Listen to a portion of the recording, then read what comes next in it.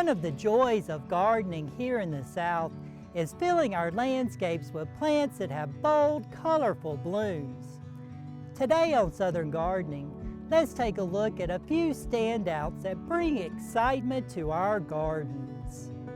First up is the Crossandra plant, also known as Firecracker Flower, with its clusters of bright orange blooms that almost glow in the sunlight. This tropical plant lives up to its name.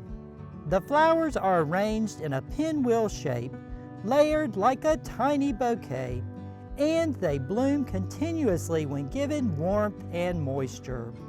The glossy green leaves provide a lush backdrop, making this plant a real eye-catcher in borders, containers, or tucked into mixed beds. Next are the ever-reliable Lantanas. These beauties come in a kaleidoscope of colors. Each bloom is actually a tight cluster of tiny florets, and together they form a ball of color that butterflies just can't resist.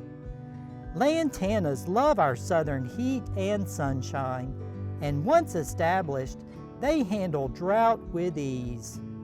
For bold and dramatic texture, celosia brings something special.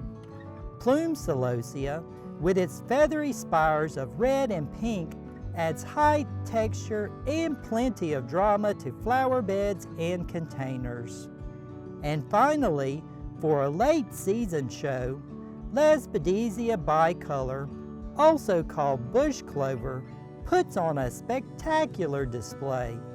This shrub sends out graceful arching stems that can be covered in hundreds of pea-like blossoms in shades of rose purple. In full bloom, it looks like a fountain of flowers cascading down. All of these plants show just how beautiful a southern garden can be. I'm Eddie Smith. I look forward to seeing you next time on Southern Gardening.